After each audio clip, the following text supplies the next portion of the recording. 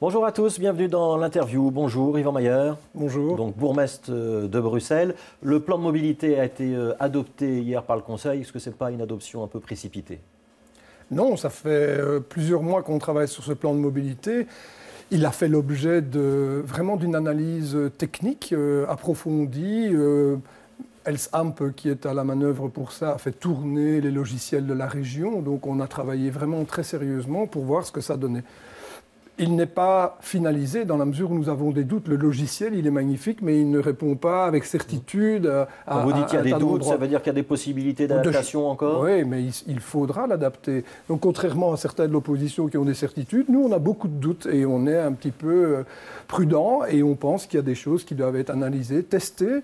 Et puis, on verra comment on peut modifier les choses. Ça veut dire qu'en fonction du retour que vont vous faire les habitants, parce qu'on sait qu'il va y avoir plusieurs phases, là avec les plaisirs d'hiver et puis l'été prochain, en fonction du retour, il y a des choses qu'on peut encore un peu modifier dans les plans de circulation. Oui, c'est pas seulement les habitants, c'est aussi tous les navetteurs. Il faudra éviter que des gens créer ou utilisent des nouveaux bypass. Et à ce moment-là, on doit évidemment faire en sorte que les gens ne traversent pas simplement donc il y a une marge de manœuvre possible. Mais bien sûr. Alors, je voudrais qu'on revienne sur la séance d'hier soir qui a été particulièrement chahutée. Il y a eu des cris, vous avez menacé de faire évacuer la salle. Il y a même eu 2 blessés parmi les huissiers. C'est des blessures pas trop graves. Il y a 4 jours d'arrêt de travail. Oui, mais enfin, il y a 4 jours d'arrêt de travail pour l'un et il y a 1 mois pour l'autre. Donc, tout de même, c'est embêtant quand même. Ouais, il y a une plainte qui va être déposée pour cette bousculade? Oui, la ville dépose plainte, bien sûr. D'accord. Comment ça se fait qu'on arrive dans cette situation de tension?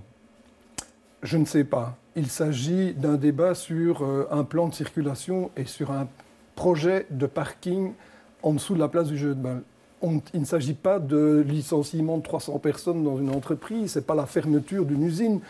Je ne comprends vraiment pas pourquoi on arrive à cette tension, sinon à considérer que ceux qui ont été agités pendant tout le week-end, les gens en racontant des choses fausses, on a agité les gens en détournant les paroles de ElsAmp. Je trouve que voilà, ces gens ont une responsabilité. C'est Joël Milquet qui était dans les marolles elle est le cours derrière les incidents, elle ne sait plus où donner de la tête entre le feu d'artifice et les marolles. Non, je pense que c'est surtout Ecolo Groen qui a une responsabilité pour moi dans ce qui s'est passé hier et dans la mobilisation. À outrance, avec des slogans à outrance contre une réalité qui est vraiment beaucoup plus simple et qui nie le fait que nous avons déjà écouté pas mal les habitants pour savoir ce qu'il fallait proposer, et ça, je trouve assez désagréable. Est-ce que vous ne sous-estimez pas un petit peu le caractère particulier, un peu emblématique, voire frondeur, des marolles, où on n'aime pas toujours avoir des décisions qui viennent d'en haut? Alors, s'il y a quelqu'un qui connaît bien les marolles, c'est moi. Il y a une pétition avec 15 000 signatures. Non. Ça veut dire que vous rencontrez une opposition, quand même. Oui, bien sûr. Mais je vais vous dire, moi, je suis marolien. Donc je connais la situation. C'est très étonnant quand j'explique aux gens qui signent des pétitions ou qui m'envoient des mails que oui, mais c'est parce que j'ai un problème rue de l'Hectolitre, rue des Fleuristes, rue de l'Économie, tout ça. Alors là, je vois les gens qui perdent pied, ça veut dire qu'ils ne savent pas de quoi je parle, c'est-à-dire toutes les petites rues adjacentes à la place du jeu de balle. Donc il y a les riverains que nous avons consultés, que nous avons rencontrés, dont je reçois les plaintes depuis longtemps et qui me disent il y en a marre de la pression des camionnettes du vieux marché, de l'impossibilité de se parquer dans le quartier, de l'encombrement que cela constitue avec en plus les gens qui laissent leurs invendus dans les petites rues adjacentes, rue de la Rasière, rue Piremans. Mais quand je cite toutes ces rues, tous ceux qui signent la pétition ne savent pas où c'est. Bon, donc, vous êtes en train de nous dire que ceux qui signent la pétition ne sont pas des marolles? Je pense la plupart. Je dis donc clairement... Il y a les commerçants des marolles qui sont contre le projet aussi, quand même. Alors ça, c'est autre chose, parce qu'on a été les agiter en leur disant qu'on allait fermer la rue Blas. C'est complètement faux. J'ai même eu un coup de fil de l'organisateur du bal national en me disant « il paraît que tu vas annuler le bal national ». Mais non. Donc on a été raconter n'importe quoi pour exciter les gens. Et le résultat est évidemment une excitation à outrance qui ne correspond pas à la réalité de ce qu'on va faire. Ce qu'on veut faire, je vais vous le dire quand même en 2 mots, c'est savoir s'il est possible de résoudre le problème des camionnettes du vieux marché et des parkings pour les résidents du vieux marché quelque part sur la place. Si ce n'est pas possible, si ça nous conduit à l'ouverture d'un trou qui reste là pendant 2 ans, etc., c'est non, nous ne ferons pas ça. On a dit aussi, il faut supprimer les pavés. Mais non, jamais on ne supprimera les pavés du vieux marché. Mais donc ça veut dire que le dossier est à l'étude.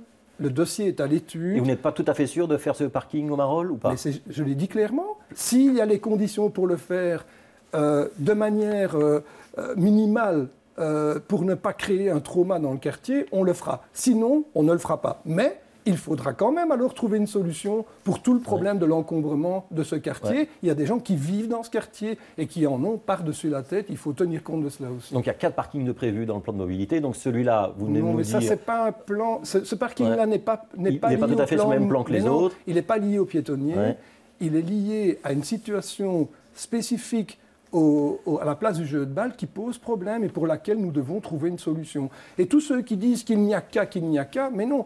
Quand on dit, oui, mais il suffit de prendre l'extension de Poulart et ce sera suffisant. Mais non, ça ne résout pas le problème des camionnettes du Vieux Marché. On a essayé de les déplacer sur le boulevard du Midi.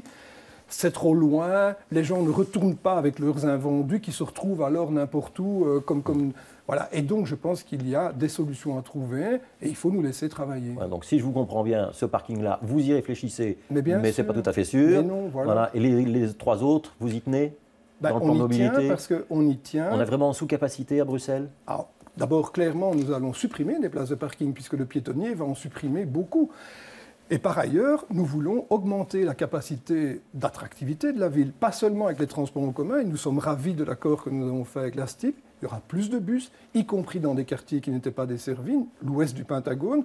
Hier, on nous dit « Oh, l'ouest du Pentagone n'est pas desservi. » On crée un bus supplémentaire dans l'ouest du Pentagone. C'est incroyable d'oser dire ça. Donc, on augmente la capacité en transport en commun, mais effectivement, il faut aussi permettre aux gens qui viennent en ville et qui veulent s'y arrêter avec leur véhicule de pouvoir le faire. Alors, je voudrais qu'on reparle du feu d'artifice. Oui. C'était un pétard mouillé, cette polémique, ou vous avez à un moment réellement songé à supprimer le feu d'artifice complètement? Non. Pour le 31 décembre. Mais non, ça fait 15 mois qu'on dit que nous ne voulons plus du feu d'artifice au Mont des Arts. Donc voilà. Et nous, ça fait 15 mois qu'on a dit au syndicat d'initiative et au bureau des événements de la ville de Bruxelles qu'il fallait organiser l'événement sur la place de Bruxelles. Ça fait 15 mois, mais on a quand même eu l'impression qu'il y a eu une communication un peu chahutée ou précipitée. Mais ce n'est pas nous qui avons communiqué, ce sont des gens de l'opposition qui cherchent des sujets et qui ont effectivement... c'est un pétard mouillé, quoi. Vous vous rendez compte que la ministre de l'Enseignement et de la Culture de la Fédération Wallonie-Bruxelles est allée sur tous les plateaux pour parler du feu d'artifice. Mais moi, j'aimerais bien qu'elle me parle et qu'elle nous explique les 14 millions qui vont manquer dans les écoles à discrimination positive, des contrats programmes pour les théâtres, par exemple les tanneurs qui se trouvent dans les Marolles, etc. Qu'elle fasse son boulot. Agiter l'histoire du feu d'artifice, c'était tout de même un petit peu grotesque. Ouais. Donc il y aura un grand décompte, place de Brouckère, un spectacle pyrotechnique qui sera donc un feu d'artifice un peu plus modeste que le précédent, on est bien d'accord? Je n'en sais rien. Il y aura un événement sur la place de Brouckère. Ou pas? Oui, ça, ce n'est pas moi qui choisis l'artificier, donc c'est le syndicat d'initiative. Donc écran géant avec les SMS, de la musique, etc. Oui, il y aura 2 heures en fait d'événements. À partir de 11h et jusqu'à 1h du matin, on veut qu'il y ait quelque chose autour de la place de Brouckère. Et pour les gens qui, peut-être, n'ont pas toujours l'occasion de faire la fête et qui pourront faire la fête, là. Est-ce que vous avez l'autorisation des pompiers ou pas encore? Ce n'est pas moi qui m'en occupe, c'est le syndicat d'initiative et le bureau des événements de la ville. Je suppose qu'ils sont en négociation à ce sujet. Mais la place de Brouckère, on avait dit que c'était trop petit, exigu, qu'on ne pouvait pas tirer des feux d'artifice là. Oui, mais on va faire la place de Brouckère plus en SPAC et on va fermer jusqu'à la Bourse. Donc ça veut dire que l'ensemble des animations seront visibles d'une partie des boulevards. Oui, donc on va élargir les choses aussi pour sécuriser, parce que vous savez, la nuit du réveillon, il y a aussi des gens qui font du rodéo en voiture, ce n'est peut-être pas la meilleure des choses. Ça veut dire que sur l'ensemble de ce périmètre, la place plus les boulevards, on pourra accueillir jusqu'à 100 000 personnes, qui était la jauge pour le Mont des Arts? Écoutez, moi je ne vais pas fixer un objectif en nombre de milliers de personnes. C'est une première. Donc on prend des risques et on verra. Donc on espère que ce sera plus attractif et on espère qu'au fil des ans, eh bien, ça deviendra l'endroit où il faut être le soir du réveillon. Donc le rendez-vous du 31. Et donc Times Square, c'est toujours le modèle auquel on rêve? Non, on va faire de Brook Square, c'est mieux. Nous sommes chez nous sommes bruxellois, la place de Brouckère se suffit elle-même.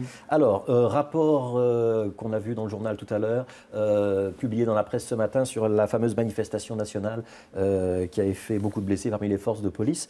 Est-ce que ce rapport vous conforte dans ce que vous aviez dit à l'époque, c'est-à-dire que ce n'était pas le bourgmestre qui avait failli, mais plutôt un problème d'organisation des policiers? Je pense que le rapport le dit clairement.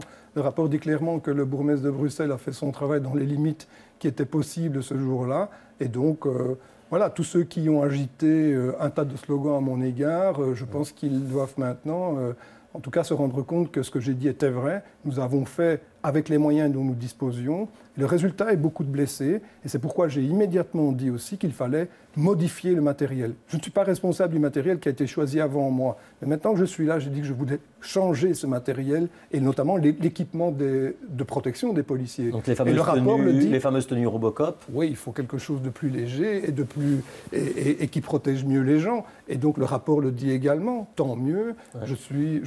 Le rapport dit aussi que ceux qui étaient en première ligne ont quand même dû attendre des secours et que les renforts ne sont pas arrivés assez vite. Oui, donc il y a peut-être un problème de gens qui se trouvaient à un mauvais endroit. Et voilà, donc, mais ça ne relève pas de la zone de Bruxelles. Ça ne relève pas de la zone de Bruxelles. Ça veut dire que la coopération entre zones de police n'a pas hyper bien fonctionné. Moi, je suis en tout cas déterminé maintenant à impliquer aussi les bourgmestres des autres zones quand il y a des événements comme ceux-là. Parce que nous retrouver tout seuls, et moi en l'occurrence, dans une situation pareille, alors que d'autres zones interviennent avec d'autres responsables comme bourgmestre, je trouve qu'il faut effectivement qu'on puisse élargir un peu le périmètre des responsabilités. Ça veut dire que c'est la région qui doit le prendre ou quelqu'un d'autre ? Non, c'est notre rôle, mais on doit pouvoir se coordonner. Oui, c'est ça. J'ai une question. Christian Jacquet, avez-vous reçu une réaction de Bart de Wever suite aux dégâts causés à Bruxelles par les Anversois ? Non. Bien sûr, il a fait beaucoup d'esbroufs pour expliquer qu'à Anvers, ça ne se passerait pas. Et il avait raison, puisque ce n'était pas une manifestation à Anvers, et que la police de Bruxelles a aidé la police d'Anvers à arrêter les casseurs avant la grève à Anvers. Donc, c'est dans l'autre sens que ça se passe. Est-ce que le différend que vous avez eu avec les policiers à ce moment-là, dont on a dit qu'ils étaient un petit peu chagrins, qu'ils avaient estimé qu'il n'y avait pas eu beaucoup d'empathie de la part du bourgmestre de Bruxelles, ce différend-là est oublié, vous avez renoué le contact ?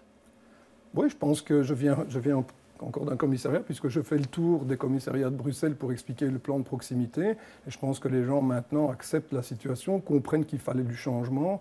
Et je pense qu'on va dans le bon sens, oui. Est-ce que vous connaissez le prix 2014 de la Ligue des droits de l'homme ? Alors, oui. Alors, c'est un tweet de Alexis de Soif qu'on a reçu, qui nous annonce que vous êtes nominé pour votre action contre les violences policières. J'en suis vraiment flatté. Je trouve que je suis honoré de cela, oui. Ça veut dire que ça va un peu compliquer votre travail avec la police ? Pourquoi ? Les rapports avec les policiers ? Est-ce qu'ils acceptent maintenant l'idée des caméras dans les commissariats ou c'est toujours un bras de fer ? D'abord, les caméras sont installées et moi je suis évidemment fier quand la police est là pour défendre les droits de l'homme. C'est le rôle de la police dans une démocratie, c'est de garantir que les droits de chaque individu est préservé. Et je pense que c'est ça qui est essentiel. Et donc oui, on peut conjuguer droits de l'homme et police. Moi, je pense que c'est possible et c'est souhaitable. Et je pense qu'à la ville de Bruxelles, on y arrive. Alors, il nous reste 2 minutes. Vous avez reçu hier une nouvelle vague d'offres pour le fameux projet de stade national. Ah, oui. On est toujours à 3 candidats. Tout à fait. Qu'est-ce qu'on fait maintenant avec ces offres ? On les analyse, on les met en concurrence ? Oui, donc il va y avoir deux niveaux de discussion. Il va y avoir un jury pour tout l'aspect... architectural, l'environnement, etc., les moyens d'accès. Et puis, il y a évidemment par ailleurs une négociation économique qui va s'entamer parce que tout ça a un prix et il va falloir déterminer quel est le Il y a une maquette, un remise hier, donc on commence à voir un peu à quoi ça ça va ressembler. Il y en a un qui a remis une maquette, oui. Est-ce que vous voyez clair sur le Sporting d'Anderlecht ? Il vient dans ce stade ou il ne vient pas ? Ah, clairement, maintenant, l'offre est faite. Le Sporting d'Anderlecht a déposé son offre auprès des 3... soumissionnaire, donc oui, ça veut dire... Donc on peut dire officiellement, le Sporting d'Anderlecht ira un jour jouer à Grimbergen sur le stade de la ville de Bruxelles. Ouais, mais donc ça c'est officiel. Ouais. Il sera locataire ? Ah oui, ça ce sont les termes économiques à déterminer. Est-ce qu'on va être dans les temps ou est-ce qu'il y a un peu de retard sur ce dossier du grand stade ? Non, je pense qu'on sera dans les temps. En tout cas, le stade sera construit avant l'Euro 2020. Est-ce qu'il sera construit pour 2018 parce qu'ils veulent qu'il y ait des matchs tests au préalable? Ça, je ne peux évidemment pas le dire. Dernière question, le style Mailleur, dont on dit qu'il est parfois un peu à la hussarde, où on veut réformer beaucoup très vite, mais on oublie parfois un peu de concerter. Vous acceptez la critique ou pas? Non, parce que je comprends que ceux qui me critiquent, ce sont souvent des gens qui ont fait des effets d'annonce et qui ont peu réalisé. Moi, je sais ce que c'est réaliser. Il faut du temps pour cela et il faut du temps pour aboutir. Et donc, vous fâchez avec les gens des Marolles, avec les policiers, avec Joël Milquet, c'est pas un problème? Non, je ne me fâche pas avec les gens des Marolles. Il y a beaucoup de gens des Marolles qui me soutiennent. C'est mon quartier. C'est là que j'ai évidemment mes amis et les gens avec qui je vis. Et donc, je n'ai pas de difficulté dans les Marolles. Au contraire. Maintenant que Joël Milquet ne soit pas content, je propose que la ministre de l'Enseignement et de la Culture traite ces dossiers prioritaires que sont l'enseignement et la culture. Il y a là beaucoup de travail. Merci Yvan Mayer d'avoir été l'invité de l'interview. Dans un instant, c'est la météo avec Younes Mernissi.